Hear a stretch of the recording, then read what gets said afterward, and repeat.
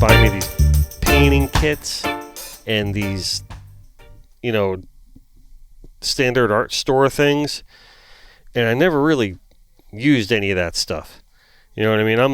I'll just as much grab like a paper plate to use as a palette, or just more comfortable just being myself, or like I never wore a smock or anything like that. Unorthodox, I guess they would say. I guess, I don't know. It's just because painting to me just comes as like a natural thing. Yeah. So it's not like, I'm going to set up my equipment and, whatever. It's like I carry my very expensive paint like around in like a Publix bag, and whatever. And I don't.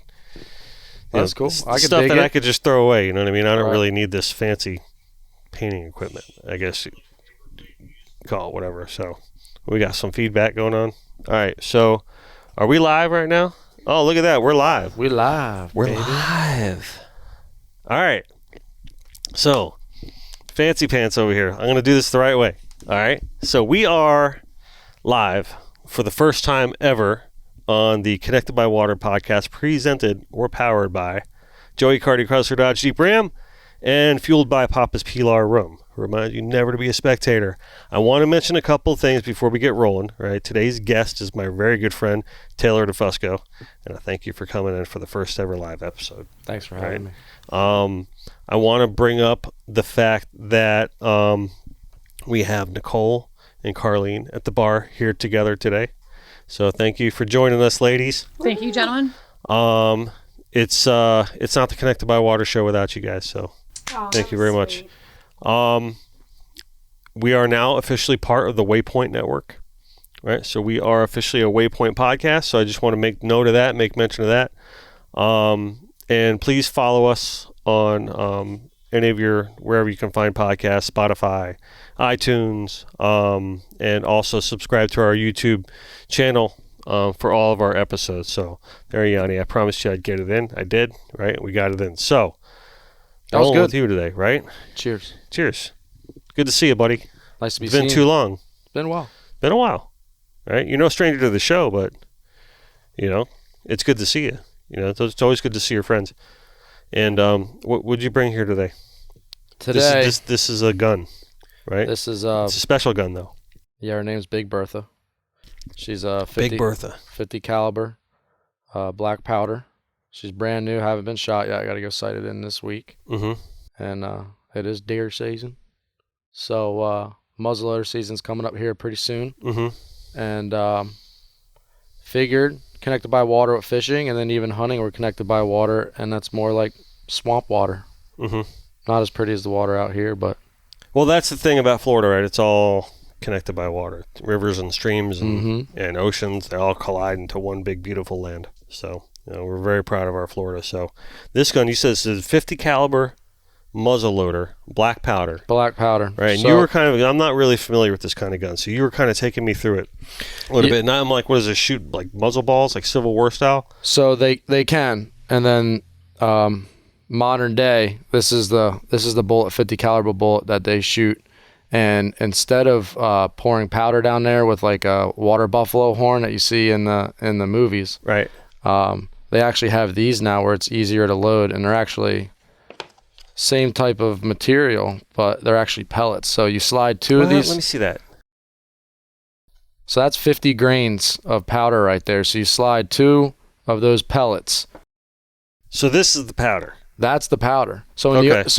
in the old days, and people still do it to this day, is you have a measuring device, Right, and you like- actually have to pour the powder in the measuring device and then get it in the tip of that barrel. Right, like Ralphie from Christmas Story. Yeah. Right. And You're then gonna shoot your eye out. then you got to take your ramrod right here,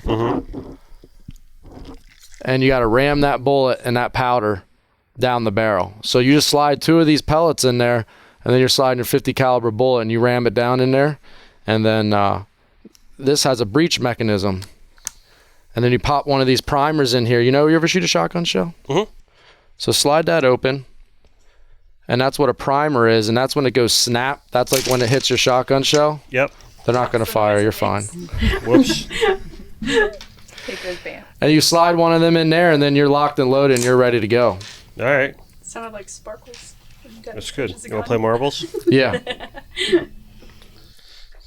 So, all right, 50% off. One of the reasons I want to do to start off with that is because you've been doing a lot of hunting lately, and you're kind of a hybrid of sorts, doing the hunting and the fishing. And so tell me about your latest adventures here.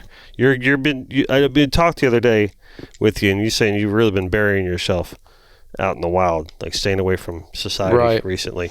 Take me through that a little bit. Like the last conversation we kind of had, I didn't know which avenue I wanted to take in the fishing industry, and how I was telling you, like the higher and the further and the more experience I'm getting, I didn't know if that's the avenue I wanted to take, because I kind of wanted to possibly slow things down. We were talking about the fly fishing and the inshore fishing and stuff like that. One of my loves when I got, before I got sober, was hunting. My entire life in the woods up north in South Jersey. And a lot of people don't think South Jersey is country at all, and they think of the Jersey Shore TV show, but I lived in the Pine Barrens. And I will show drone footage, YouTube videos to people of South Jersey, and it's literally the Pine Barrens. There's pine trees and cedar lakes and water, and where I grew up, there's a lot of hunting and there's a lot of fishing. And people, when I show them that video, they think it's from Georgia, Kentucky, Missouri, and it's actually South Jersey. So anyway, when I started going downhill in my life, I got away from hunting, and I did more hunting than fishing. So hunting really and being in the woods is where I was kind of growing up. And getting sober, I actually was able to get back into the woods, and it's a little bit slower than fishing and worrying about the boat and the captains and the clients, and just how fast-paced offshore fishing can be. And there was something pulling at me in life that I wanted to get out in the woods and just be still, but I didn't think Florida had hunting. And I found out Florida is where like real cowboys are, west of 95. I found out there's a lot of hunting in Florida, just like fishing. There's real cowboys in Florida, because Florida is one of the, if I'm not a history buff, one of the first and one of the biggest cattle states in the country. Yep. If not the biggest, next to Texas, I believe. The old crackers. Yep, Florida crackers.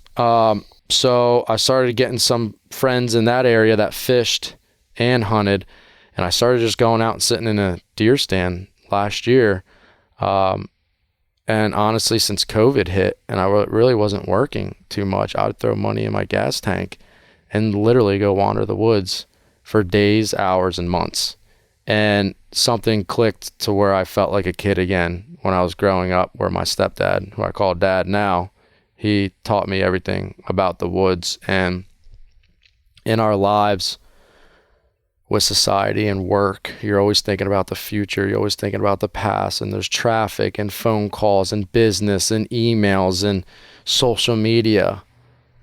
When I started getting out there and sitting in the deer stand, I could just watch life be the way that it's supposed to be in nature. Yeah, that's one of the things that always intrigues me about you, is that you're very much a soul searching kind of guy, and you're always within yourself a lot of times. And it's almost like you're taking steps in this journey not to impress anyone else outside of you, but you're so within yourself from that respect, if you're following what I'm saying. Like, it's kind of, have you seen this movie Pig? Right? So there's this new movie, right, with Nicolas Cage, and it's called Pig. It's new? It's a new movie. Yeah, it's a newer movie. And I don't know, I got some app on TV that someone gave me access to, so I don't know if it's still in the theater or if it's available for streaming or whatever like that right now. But it's a really good movie, and I don't want to blow it for anybody that's kind of listening to it now, but there is a moment in that where he kind of gives this other guy a talk about this one guy made this, and I don't want to say what he does, but he made this career decision, and it was someone that used to work for him years before, and he was kind of basically like, look around you, like, none of these people that you're catering to care about you. They don't know your name, and you're just going to be a here today, gone tomorrow kind of thing, just because your business is catering to what they want, rather than you being you doing your thing and then following your vision, right? And that's kind of the kind of guy that you take me as. Like, you're following your vision, you're doing your thing, right? And damned be all, right? Correct me if I'm wrong. No, you're 100% correct. I'm happy you said it, and I, have to say it and like talk about myself. That's one of the most impressive things to me, at least about you, is that not everybody has that ability to turn the world off like that. Right. You do. I don't know where it really came from, but I guess because my whole life I was trying to be popular. I was trying to be cool. I'd be in the sports and be with the sports guys. I'd be with the hippies and be with the hippie kids, and then like the kids that were getting in trouble, or the fishermen, the hunter guys, right? So, and then finally, like when I guess I hit my late 20s, early 30s, I'm 32 now. I think the best thing that almost happened to me besides like getting sober in life is that I don't have to be any of those things anymore, and I can just be myself and do what I love doing, and I share those things on my social media. Not because I'm not doing those things and like I'm not good with quotes, but one of these things I came up with is like there's people that do things for social media. They do experiences to post on social media. Me, I go through experiences and share those experiences on my social media. And there's two different types of people on social media. Does that make any sense to you? Completely, because there's people that do things to get on social media. Yeah, that's me. like I do my life on social media, and people love following. Now, I'm not crazy popular, or I'm not like blown up or anything like that. But the people love following what I do, and it's just what I do. If anything, I think personally, I'm more guilty of looking back and going, "Oh man, I probably should have done more something with social media with that thing I just did." And like, "Oh, I'll do it tomorrow." And that's kind of how I look at it. I really don't like social media, to be honest with you, that much. I mean, obviously, it's a necessary evil for our business. Right. Same for me. But it's kind of like, it's not really, it's almost more of a hassle for me than anything. Because I don't like living in that space. Right. I really don't. I like living in the moment space. I like living on the canvas and as much as time I spend in front of a screen, my goal every day is to get away from the screen. Does your iPhone ever come up with an update, or a notification once a week, and it tells you how much screen time you have on your social media? Yeah, that's scary. Is it scary? You get that too? Yeah, it's scary. You don't get it? Is it a high number? I don't know. I don't get it. It doesn't come up for me. Is it supposed to? It gives you like a different perspective of like how much time you really spend on your phone. Whether Really? It's like answering text messages or like even being on the phone. Like it racks up like hours, and then you think to yourself like, oh, I could have been spending those hours doing something like better with my time. Is it really tracking your time, or is it kind of like tracking like when your app is open? It will break everything down from just straight screen time, from when I go like this, screen time, to what apps you're using and everything like that. So what are you averaging on just screen time? Probably like 6 hours. What? Mine's been No, down 50%. listen. I'm paying you to be here. No. It's scary. So like mine's last sometimes time I 8 looked. hours, Yeah. hours, and people are like, oh, well, you're fishing, you're hunting. I do have GPS so I don't get lost in the woods. Yeah. And I'm on there, but I'm even catching myself, texting in the deer. So don't think I'm like this spiritual guru, like walking around in the woods, just doing whatever and just living like a blissful life. Like, I'm not going to lie. Like, there was times where I was playing like poker tournaments in the deer stand and just trying to occupy my mind. And then I had an older gentleman. He's a spiritual guru, right? And I asked him a lot of advice in life, and he goes, Who's this? his name's Darren Smith, and he's from Texas. Okay. He calls himself an old redneck. All right. And he told me, he goes, why don't you go hunting and don't bring a gun? And don't go on your phone. He goes, you want to see pure happiness? He's like, why don't you go fishing and don't bring a fishing pole? As much as that doesn't make sense. But, and I go, that would be tough to do. And he's like, if you're so much into nature and you think you're really spiritual, why don't you do those things and just watch? And it's a hard exercise, but I think it was a good exercise.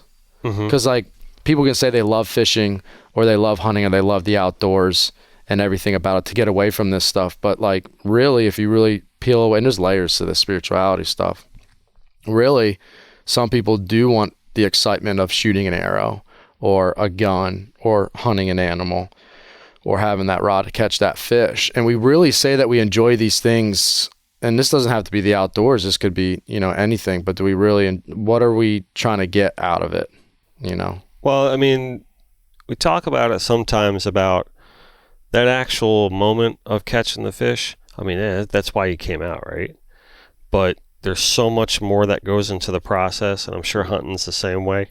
That there's so much more that goes into the process, whether it's the camaraderie, the people you're with, the conditions, being in the elements. I mean, there's, goes on and on and on and on. And there's so much more involved, right, with what goes into it, that you kind of take it all in, right?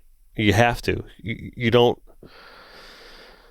but you miss a lot of that stuff. I mean, were we talking last week, Nicole, or someone that was just like, I mentioned to someone brought up someone about a mate that was tired with it. Man, I was talking to you about it, that was tired with their life and whatever like that. It's like, man, if you get to the point where you're working as a mate and you still can't appreciate the sunrise every morning that you see that comes out. I mean, I've been fishing my whole life.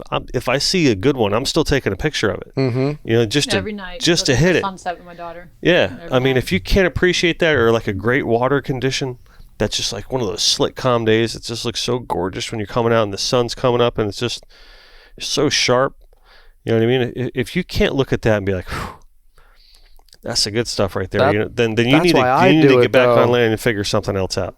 That's, to me, is right up there with the whole point of why people go hunting or fishing or in the outdoors, is for moments like that. Like, I think I'm a little bit different and people make fun of me, and that's kind of one of the things I was kind of talking to you about, is like when you get higher, one, when you do it for a profession, and then two, the higher you get, like, you will get made fun of if you take a picture of a sunset, and I'm like a mate in like a tournament or something like that, like you're supposed to be rigging baits, you're supposed to be the cool guy, you're supposed to be out here 300 days out of the year.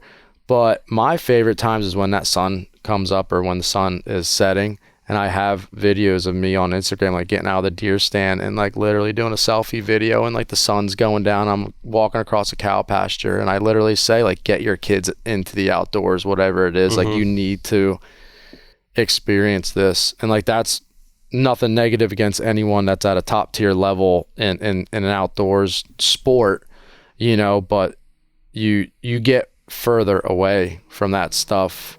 The more it consumes your time, the more you do it, because you're focused on something else, because, when you have a tournament one morning or something like that, you're not. So like the whole conversation that we had last time is like, I don't know which avenue I'm going with, because I don't want to lose that, because I'm in a situation right now. I just started my new job as being a hunting guide for Fox Brown Outfitters in Martin County.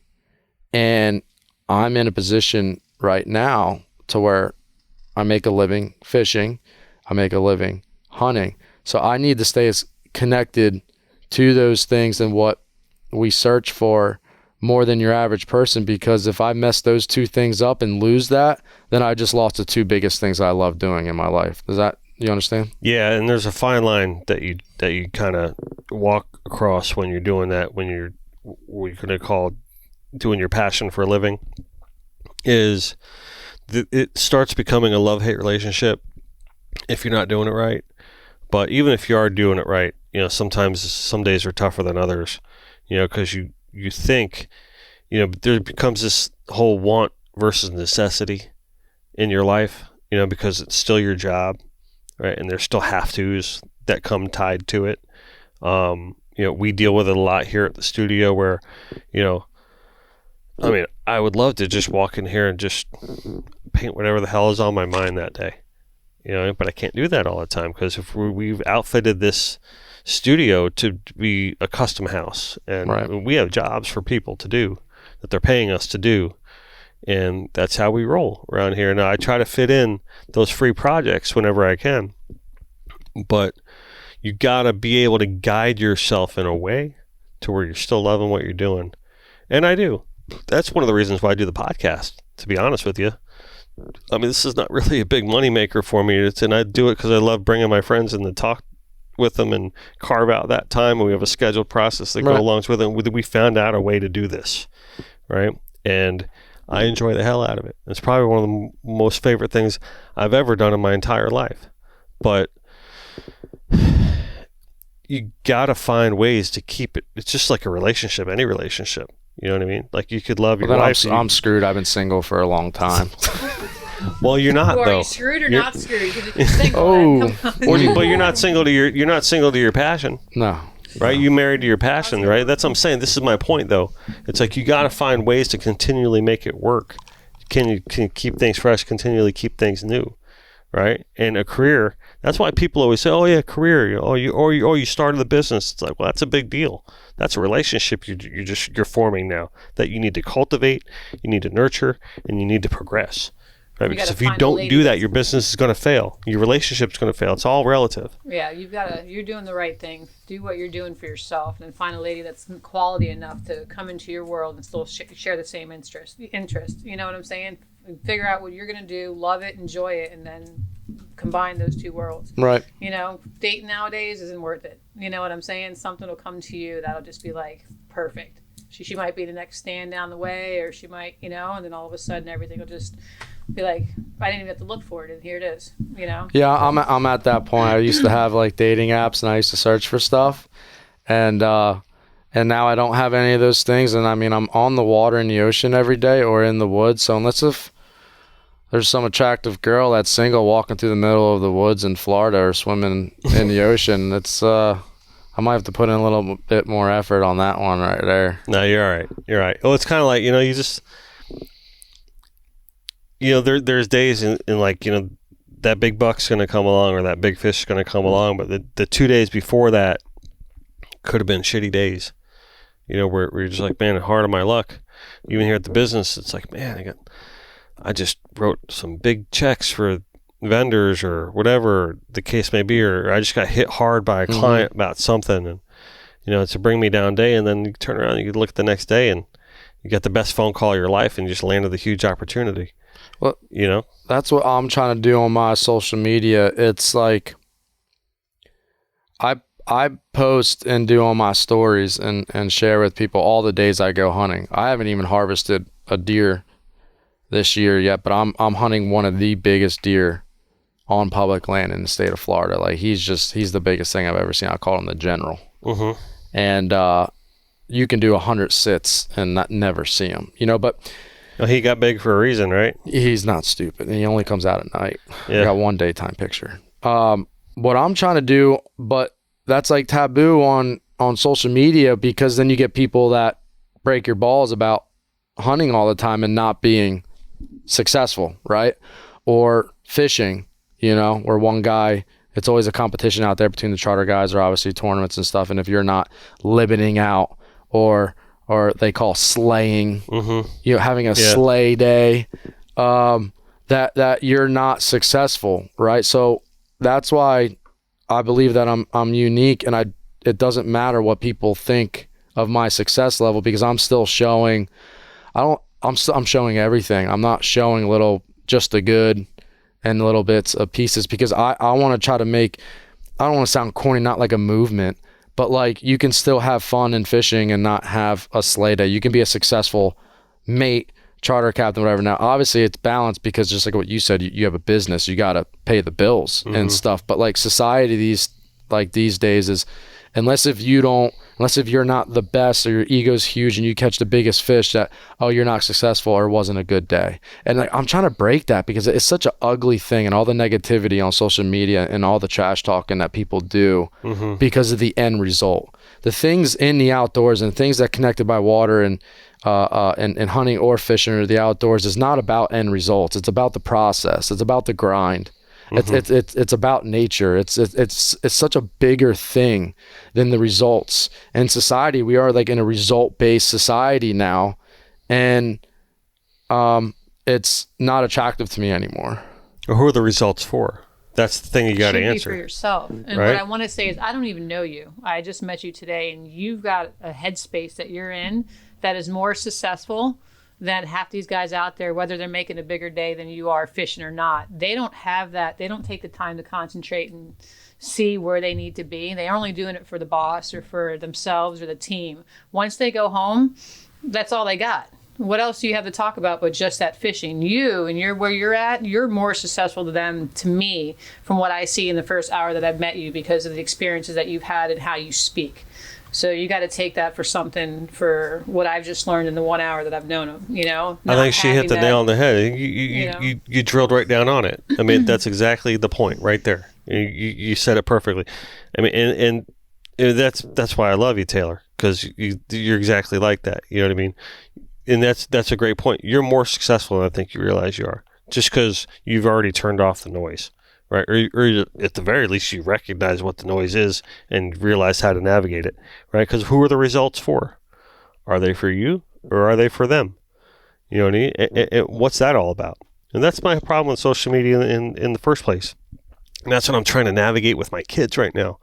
My 10-year-old daughter is starting to understand, what Snapchat is, and what Facebook is, and all that other kind of. And even my 8-year-old son is like, now he's like, seeing Facebook, and he goes, "Oh no, you're on Facebook." And, all right, well, it's my job to start teaching them to navigate that, but I can try as much as I want. They're still going to get carried away with it, right? So you just got to ground yourself properly, and you got to ground your family properly, got to ground your friends properly even too, right? And you got to put, because if you can put your life into perspective for them, then that'll give them a better understanding of who you are, right, and what your expectations are, and why the results that you get are for you and not for them.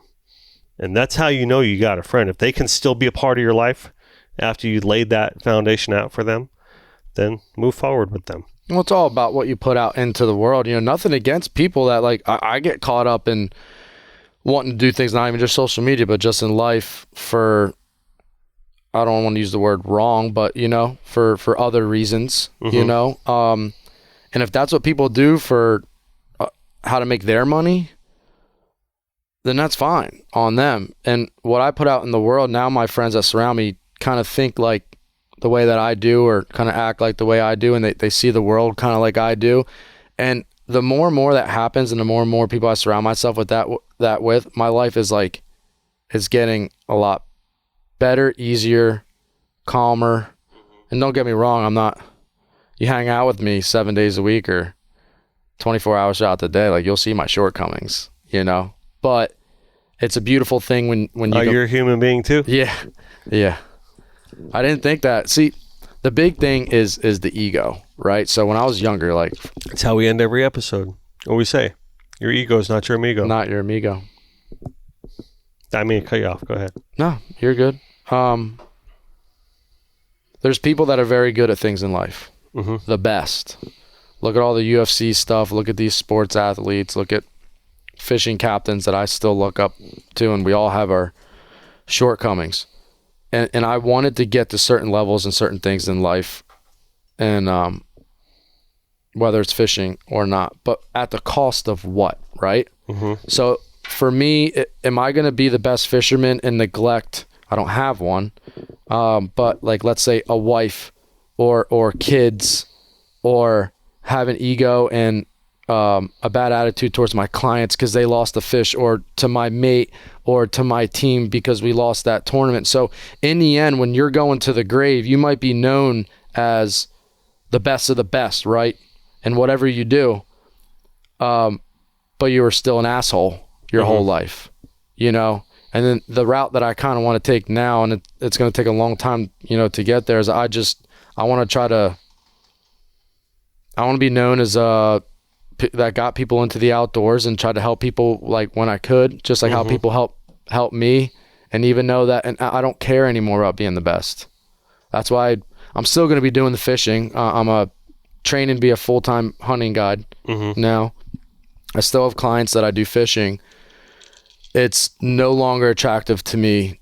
I'll still do tournaments. I love being competitive. But to me, I don't have anything to prove to anyone anymore. Does any of that make sense to you? And it took me years to finally get to that point. And because there'll be days where, like, when I was trying to work and get my name out there, and you do have to get your name out there to a certain extent, to where it would affect, like, your sleep, and it just affects your quality of life, thinking about what others, think about in your industry. I can thinks relate to about that. you. I can And relate it's so to that greatly. childish. It's so childish. It's childish. I mean, you're talking to an artist, right? And, it's very tough for an artist to separate ego from their work and their life as an artist. But, I try to do my best to make every effort not to let one supersede the other. And, we've come along. I've come a long way throughout that process over the years to understand that I've said this before, but I'm going to say it again because it's to the point of what we're talking about, is that I am done competing against other artists because I found when you do so, you're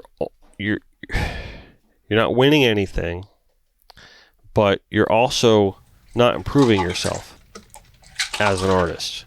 Because if you're following another artist or you're looking at them and you feel like you're just competing against them, then all you're doing is falling into this trap. Thank you. Falling into this trap of not being a leader or not following your own path or not listening to your own voice or not following the way you should go. So I've come to believe, I don't want to say I figured out, I want to say I've come to believe for me personally, is that the only thing that I can control is to try to make each painting better than the last.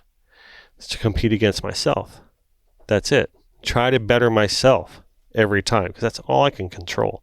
I can't control what another artist does, or I can't control the way another business responds to that artist, or maybe they got an opportunity I felt I should have had or something like that. Can't control that. All I can do is control what I put down on canvas, right, or I pump out in pixels, or what we accomplish as a business. And there's so many, we talk about layers, there's so many layers to that too, right? To where, and Nicole can probably speak to this greatly because she's here every day and she sees it firsthand, to where I got to now balance being a business owner on top of it, right? There's things like sales tax that need to be paid. There's things like utility bills that need to get paid. There's things like employees that need to get paid, right? And there's rent that needs to get paid. And there's product that's put into this place. And then there's customers to service. And there's apparel goods to source. And there's so many layers beyond art that I can't worry about it anymore. You know what I mean? All we can do is just better our business and better ourselves and be better YOY, year over year, right? Be better year over year, improve yourselves that way. That's all I can think about anymore, right? Your ego is not your amigo, right? You just got to look at yourself and try to improve whenever you can. There's times in life, though, that you can't see it, you know? There are a lot of times. There's still, yeah. You know what denial stands for? What? Don't even know I am lying to myself. And we get caught up in it all the time. You know what I mean?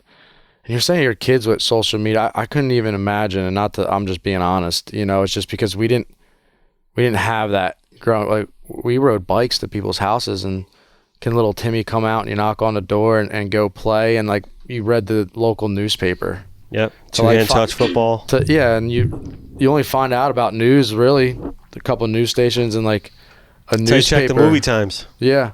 Oh yeah, the movie times. I remember that. Mm-hmm. They had the phone book, the yellow book, I think they would call it. Yellow pages. Yellow pages. And like I would do things in sports and go out in the woods and climb trees, and there was no selfies, there was no pictures, there was no doing it for shit. I got BBs in my leg from when I was 4 from when my brother shot me. So that's how we grew up, you know. Still I got them. Totally. There's got to be so much pressure on these kids these days, male and female. Yeah. 100%. And like now with all these TV shows, and I watch them all, they're all cool, but like these sports TV shows with these kids and their parents. Yeah.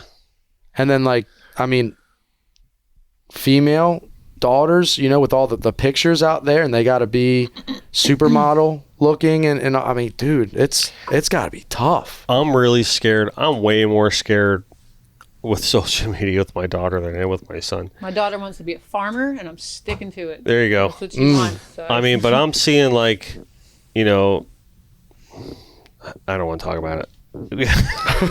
I don't even know if I can talk about it. I mean, I'm just so pent up about it, like, because I feel like I see it coming. I see it coming. That's why Sienna's got to hang out with Nicole more. Yes, you got to show her the way.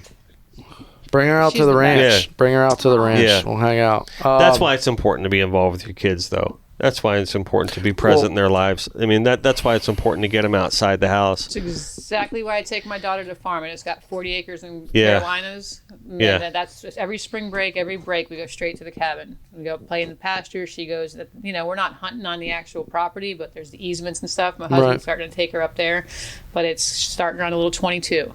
She plays in the dirt. That's all she wants to do is go down there and look for gems and just put the dirt, like she's rolling in dirt, and she wants to roll down the hills, and that's it. There's no TV at the cabin.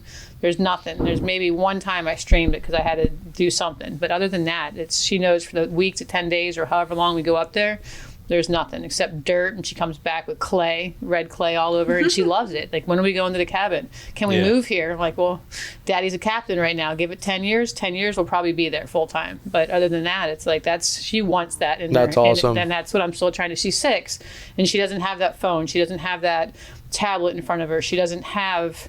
At home, she watches some educational stuff, but in bigger picture, she wants the grit and dirt underneath her nails. And as long as I can keep instilling that in her, I just go like this, right? Keep her. It's up to the parent, though. It's up to the parent to provide that and to really guide that, because if you don't, then they're going to obviously just gravitate right to the electronics and all the other stuff. But when you put them outside and you show them, like, there's so much more that the world has, then that really takes a better hold, bigger hold. I can't say she doesn't watch TV, but what she watches, it's not crap TV. You know, she's watching something educational. She's learning, you know, dinosaurs, everything like that. She wants, you know, she's right now as we speak digging archaeologist fossils out of a thing I bought her today because that's what she wants, you know. But it's just taking her to grandma's. This is what you're going to play with. I'm not giving you. She's got Barbies and dresses up like princesses too, you know. But it's still like the thought process. Anything she watches on TV is going to be educational to her, even if it's a cartoon or a movie or a kids movie. It's not just crap behind it. It's something educational that she learns from, and that's how I've always. Because you can't take TV away from a kid. It's just. And computers nowadays. Yeah, you can't fight it all. You can't completely fight it all. You can't. And nowadays computers are actually in the school system, so they have to learn how to use a computer. Like, you can't take it out of it, but you just have to guide them on what they're going to be watching and just take it from there. But, yeah, I was never on a tablet as a kid. No, it was either outside or nothing. Perfect. Sit in your room. Okay. We had Oregon Trail. I know your father too well. I know exactly his response to that one. Actually, I have an old paperback book of the Oregon Trail. Inside. Yeah, so on that, one of my daughter's favorite shows is A Little House on the Prairie. As crazy as that is, it's got like 70 different seasons, and I'm like, this thing never ends, but that's what she wants to watch is My Little House on the Prairie. And I'm like, the Ingalls, and she's like, we go to Ingalls in North Carolina, and she's like, look, it's the Ingalls from Little House on the Prairie, but it's really a food store. I'm like, yeah, baby, that's their store. So it's just part of the, I don't know, keep it fun, I guess, for now. And it wasn't even that long ago. Like, it was the computers that had just a green screen and the green lettering, and they had Oregon Trail. DOS. Yeah. And then AOL. And the big 4 1/4 inch floppy disk. And then in my school, we had to get taught how to use a computer. You know? Yeah. And then emails. That's how emails I were got the out of all that. coolest thing ever. I got out of all that because my mom went into the office of the president of the school or whatever, and she was like, he's going to art school. He doesn't need to take typing or computers or anything like that. And lo and behold, all I do is work on a computer all day, but, you know, it's all good. Yeah. The big thing about the parenting, and I'm not like an advocate and an extremist to where like people aren't allowed to watch TV. I was in TV tech classes in high school, but I was also what I'm trying to portray is just a balance thing. You know, I'm a nerd. I used to play in Counter-Strike leagues as a kid. What's Counter-Strike? It's a first-person shooter, kind of like before Call of Duty came out. Okay. On the computer, and they have professionals that play these games, and they make a lot more money than I do. It's a computer game? It's a computer game. Not Just like a Call of Duty. PlayStation thing. They have professional It's a Any PlayStation thing?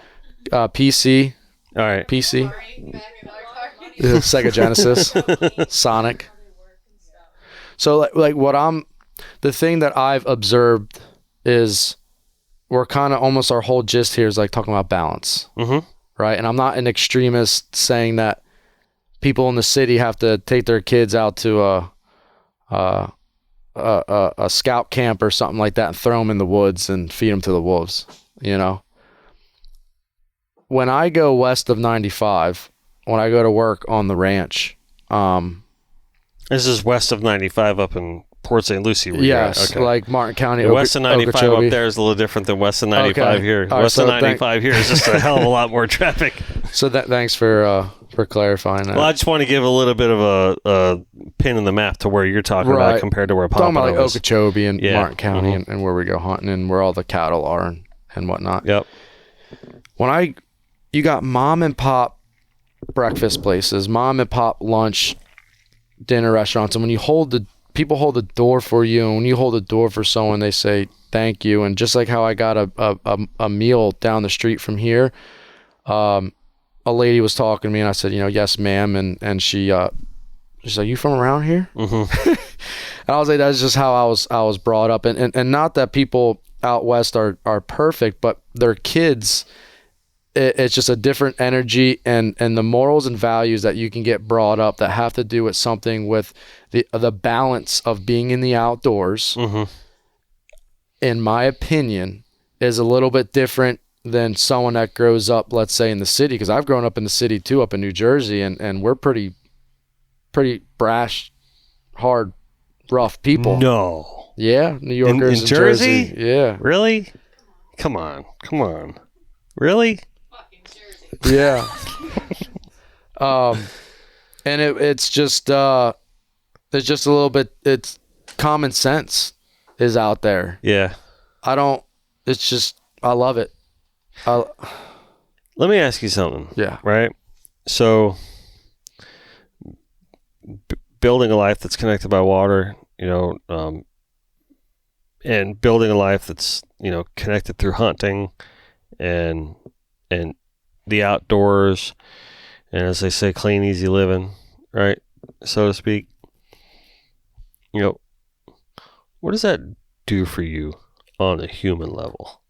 Like, where's the connection there? Like, connected dots for me to where Taylor DeFusco begins and ends when you leave the concrete and hit the grass.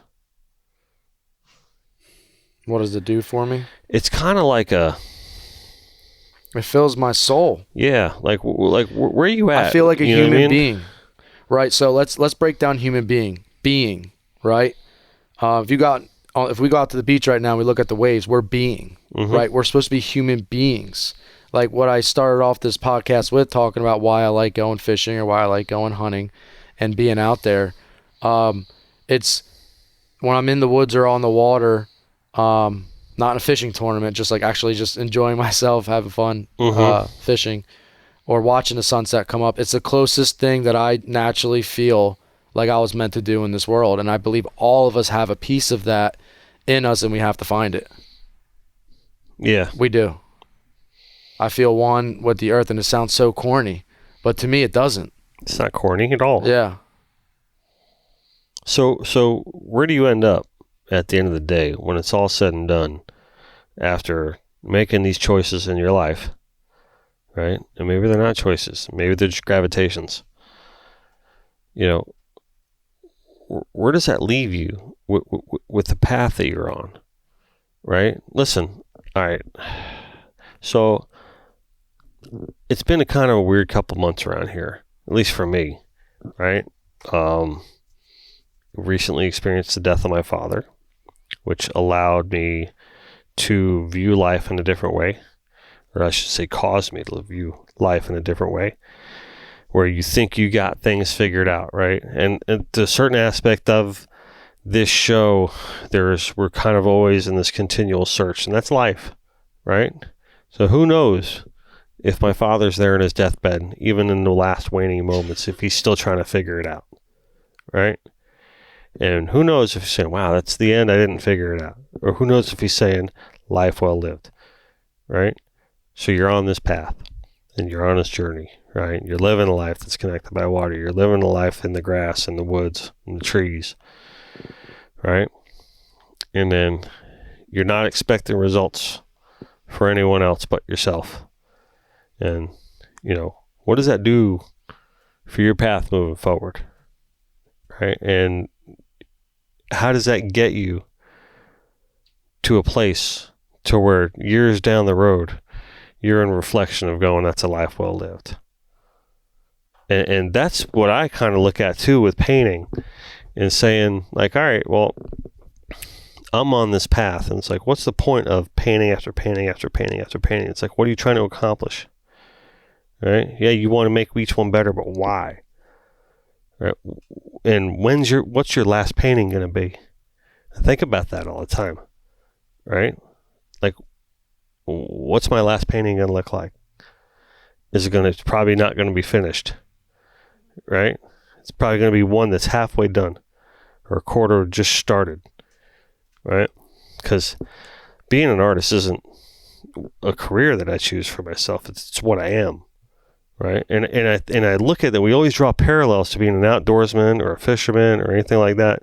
We always draw parallels, and I think it's a very similar aspect when you connect with nature in that tribal way. And, you know, it's not really a dying journey to where you retire from. That's why you always see old men fishing. You always see old men hunting. That doesn't go away. Many guys work. They get to be 65, 70 years old, and they stop, and then they try to hunt and fish as much as they can. Some guys do it with golf, right? You want to improve that score, but why? Right? Do we have something to prove to ourselves? Is it the ego? Right? Or are you just trying to fit it all in while you can? You know, these are the questions that you just run through your head about it all. You know what I mean? Who's got the answer? I don't know. Or maybe we're trying to find it on this show some way, someday. My dad always told me to work first, play harder, like play later. Work first, play later. Mm-hmm. Is that the way? I mean, I don't know. Who's to say? But I can't see. The thing about doing what I do is there's such a fine line of what's work and what's play. And that's another thing about being a professional outdoorsman. There's just that fine line about what's work and what's play. The more experience I get in life or fishing or hunting, and guys will tell you this, the good guys, is like the less I actually know. Mm-hmm. And the older I get, the less answers that I honestly have. Like, and you were just hitting on it, you know. But I can tell you this. So when do we even need answers? That's part of the question. Yeah, no, I don't think so. I think it's just about the whole journey of life. And that's what we were just talking about earlier when I was talking about everyone's looking for this end result, right? So you're hitting on the same stuff that I was literally just talking about, and it's awesome because it's like a different point of view. Does that make sense? Mm-hmm. Yeah. I told friends this year, it's been a weird year, and you know, I lost my father's as well. So, you know, my condolences to you and your family. I talked to you about that. When COVID hit and I got COVID, I literally told him, if it gets bad, like, put me in the woods in my deer stand. I just want to go out like in peace, you know? And you know, what's so crazy is like I was calm. I've been calm when I've had another health issue that you know about. Mm-hmm. And it's so crazy at the age of 32, I've lived a good life. And like, if I could get in my truck right now and get into a car accident on the way home on 95. Don't do that. And I mean, obviously that's not that's not the main goal here. Right. But the point is what's so cool is everything you were talking about is that the peace that I have and being blessed to be able to do what I love for a living and still doing it for a passion and a hobby and just having friends that are all around it, and it's a great life. Yeah, you know, it is. But so far it's left me still going to McDonald's and Wendy's because I haven't killed the general yet. Right. I haven't gotten that big Don't buck eat that yet. crap. But you know, so I guess I gotta get better at hunting if I'm gonna guide hunting, or else people are gonna be eating a lot of leftovers from McDonald's and Wendy's. I think you'd be all right. I think you'd be all right. And fishing. So what's up next for me? Tell me a little bit about your Fox Brown. All right, so Fox Brown Outfitters is a 4,000 acre hunting preserve. They have anything from hogs, whitetails, quails, pheasant, all the way up to exotics that normally would have been extinct, and now they're not because places like this have them. And it sounds like a catch-22, and it sounds funny because like we're hunting them, but if it wasn't for places like this, you know, they'd be extinct. And they have exotics from places like India and Africa, places in Europe. In Florida. So it's literally like Jurassic Park. Half of it is high fenced, and half of it isn't. There's buggy rides, there's Polarises, and then there's spot and stalks as well. And you can either do big game hunts, you can do bird hunts, or hog hunts as well. Being out at the ranch, I call it, it's Dylan and Chelsea that gave me the opportunity to do this. I kind of treated it like the fishing industry, where I told them, I've been hunting all my life, but doing it as a professional, I know absolutely nothing.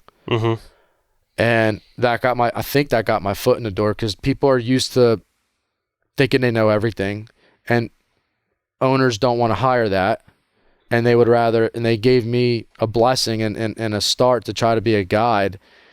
And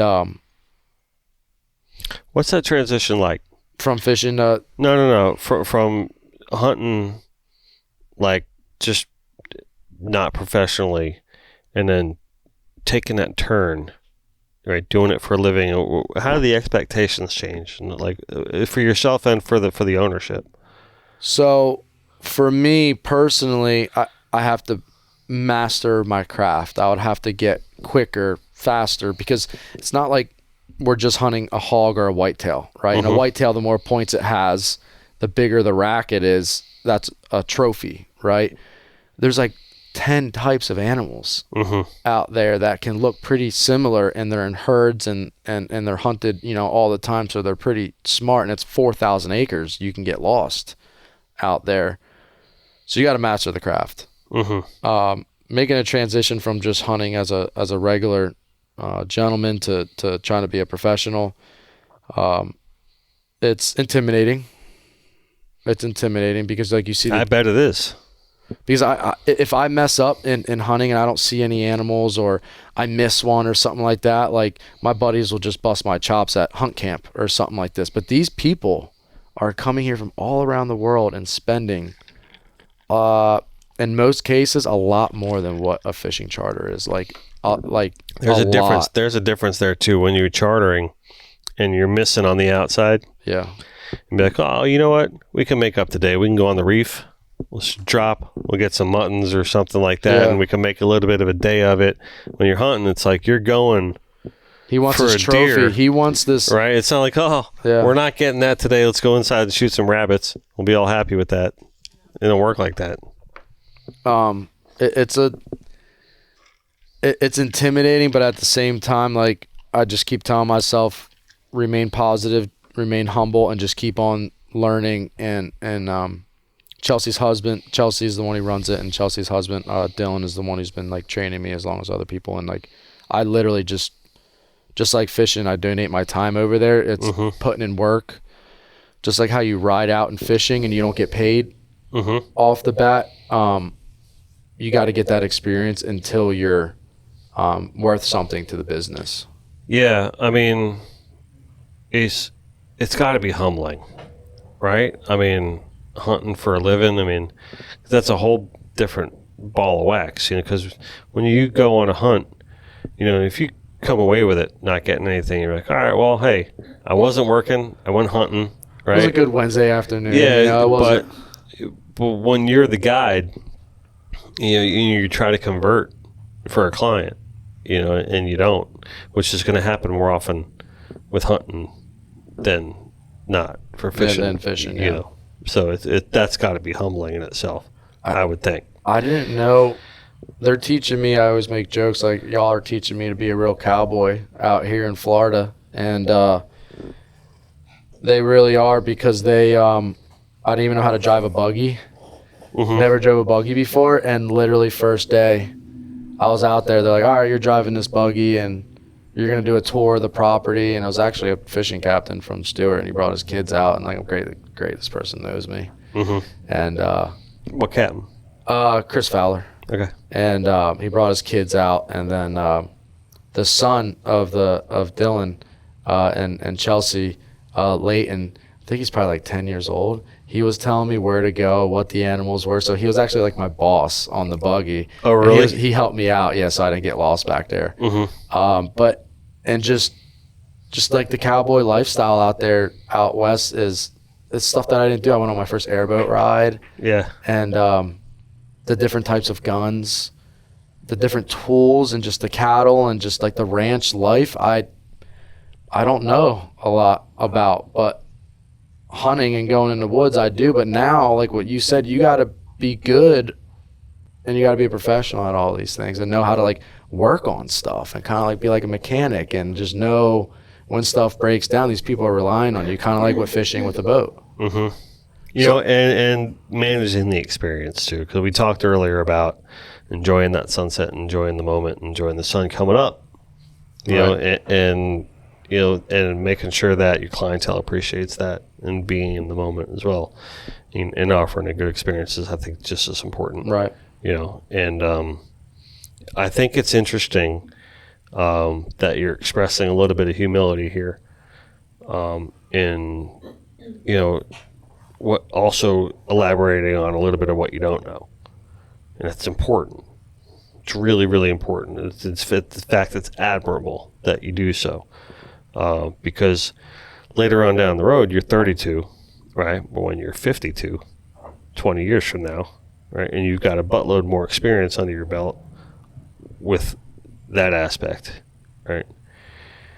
I think it's important not to forget where you started, when you came up, and how much you didn't know, as opposed to, and when I say where you started, I don't mean with hunting, I mean with hunting professionally as a guide, right? What you didn't know at the time, you do know then in the future, is to always understand that, right? 'Cause nothing pisses me off more than when I see an experienced captain or an experienced mate get on someone who is inexperienced, and I don't know why they do it or what they get by doing so, right? But it really, really, really burns my ass when I see that, because you started there too at one point. I don't care who you are. You know what I mean? Some people bypass this a little bit. You know, some people were just raised salty like that, but that still doesn't give them license to do it, right? So, you know, staying humble is really, really important thing. So, we're going to start wrapping it up here soon. Is there anything you wanted to kind of get in while we're talking here? Like anything you wanted to bring up, mention, shout outs, anything like that? I just want to say, you know, first and foremost, thanks for having me, and thanks for everyone being here, and thanks to the people in the fishing industry, in my sober network, for passing and the hunting, you know, with Dylan and Chelsea at Fox Brown. Just, there's good people out there that will pass on knowledge that they have to a random stranger like me, and I want to try to do the best, and I have a lot of shortcomings to try to do that for someone in return, and give it back to everyone, and just put a message out there, or give us a call, or if you want to get your kid in the outdoors, whether it's fishing, whether it's hunting, or whether it's picking up cow shit, you know what I mean? Just do it for sure. You know, just come on out, and I think everyone should enjoy a little bit of the outdoors, and just, you know, thanks for everyone in my life that has given me the opportunity to be here. Yeah, it'll do a lot of good. And listen, I can't express, if anyone's listening or watching, I can't express enough how good of a dude you are, because you really are, right? And you know I love you to pieces, Taylor. I really do. You're a sweetheart, right? And don't let anyone ever tell you any different. But you know, if you want to give like your family a good experience, and you know, just give you a call. And, and if anyone needs to get in touch with Taylor, what's your social handle so everyone knows? Facebook's Taylor DeFusco, and then Instagram is at Taylor DeFusco. Yep. And I don't have Snapchat like the kids do. I just want them to get in touch with you. I just want them to get in touch with you without having you drop your phone number on there. We don't here. need to be Snapchatting clients around here, nothing It's like all that. good. Yeah. It's all good. So, thank you, brother. No, thanks for having me. It's kind of weird people saying nice things about me, but I appreciate it. Thank you. And, Right. and same goes We can for go. you. I can go full jersey on you if you want, but We should have had orange crushes in here today for that. We'll start that for like the next podcast. Do All a right. little Jersey episode. All right, we You'll can do see that. like the spiritual side and the humble side this time, and then Yeah. we'll get into like the rough All right. and tough. Well, Well, Nicole got wear her a full fucking South Jersey Jersey on. shirt, We just you went, know? we were at Atlantic City this summer. Really? For the Jimmy Johnson. Oh yeah, Yeah, I the should've Jimmy went to Johnson that Atlantic one. City. So look at her. Oh, she got. Hey, so listen to this. All right, before we break, I'm going to tell this one last story. No. All right. Yes, I'm going to tell it. Uh-oh. Right? Get full mic. I want to get your reaction here, Nicole. All right, so listen to this. So Nicole did great on the whole trip. We're there. The tournament's over, right? Shout out to Roll Grew for catching that 670-something pound blue marlin right in the 11th hour of the tournament to win the I whole was damn thing. professional until this moment. Right? So we're hanging out in the Hard Rock Casino after, like, we're doing shots with the whole Fish Heart Events crew. So we work with Todd and Val, awesome people, right? Tequila shots. Tequila shots. So May I add? Nicole just recently turned 21, so she's having a great old Oh, time. boy. Right? Listen, you can appreciate this as the next party, okay, at the moment. So Love it. I, at that point, right, because I know that if I don't, her father's going to kill me, right, just stop my night, and I'm chaperoning her at this point, right? I felt it was Wait, my you responsibility can't to stop do so. No, you So I'm didn't see behind her pictures. on the chair while she's playing blackjack the whole time, and I got a couple, and her friends with us too. So I got to go to the bathroom. I got to go to the bathroom. She goes to the bathroom. I'm like, all right. We don't see Nicole for a little while. Right? Her friend Callie's there still gambling and losing all her money. Right. Right? I'm saving at this point. I take a break. Not saving nothing, right? So I'm like, where's Nicole? And I'm at the point where I'm like, I gotta leave and go look for her. Right? And all of a sudden, as I'm turning, she shows up, right? With $100 bill in front of her forehead, going like this. It's all going on black. It's all going on black. I go, the hell it is. Put that bag in your pocket. We're with the folks from Release Boatworks. They're like, oh, maybe it's about time we all go get something to eat. So that's how that night Well, you ended. enjoyed yourself. Had some Yeah. fun over there. Yeah, a little bit. A little bit. I said, watch out before you spend That's your why whole we love paycheck. it. She goes, oh, we're past that. So anyway, listen, I want to thank you, Taylor Thanks DeFusco, for having me, coming in guys. today. I appreciate Right? it. All right, my brother, love you. All right, and Carlene, Thank you, gentlemen. Always a pleasure to be here. Nicole, Thank you, ladies. I Thank want you, to give a gentlemen. shout Great to out meet you. to my new guys here. All right, thank you very much. Appreciate the work. All right, and I want to also give a shout out to our folks over at Joey Cardi Chrysler Dodge Jeep Ram. All right, if you're in the market for a new truck, a new Jeep, give them a call. Price, selection, service. Can't beat them. All right, call my boy Dean. He'll hook you up. And I also want to say, if you're thirsty, and I know you are, wrestle up yourself with a new bottle of Papa's Pilar rum. They just released, well, we like the sherry cask, which we have all the time, but they just released their new Legacy Edition, which is a fine edition of rum that they're promoting heavily here that we haven't gotten our hands on yet, but we will soon. So it is that new. And I also want to give a shout out to our good friends at Papa's Raw Bar. If you're in the Lighthouse Point area, please go to Papa's Raw Bar and order something off the Connected by Water inspired sushi menu. They have the Takizi roll. We have the OCD roll. We have the Jumbolicious Wet Dream roll. We have a lot of different rolls on there. The Surreal roll. Right. All of them are connected by water, friends and family. Also, we want to give a shout out to our Olakainer Maui Gym family and ACR, the Science of Survival. If you ever go offshore and you don't have an E-perb, do yourself a favor, come right back in the inlet, get yourself one, and then go back out fishing. Right. I cannot express how much safety is a factor when you're out on the water. Thank you for bringing in your gun. I want to give a special shout out to Max, who joined us today. Max, you did a great job. Good job, buddy. Good job. Right? You were a star today. Right? All right. Your ego It's not your amigo. Well, remember, we're all Always do your best. At the all end, great. not yet. Always do your best. And at the end, just let God do the rest. Right? And do not ever forget that no matter where we are, no matter what we're doing, Nicole, we are all connected by water. Thank you. Last time I said great, so that went well. The next day I work. We're out. Next day.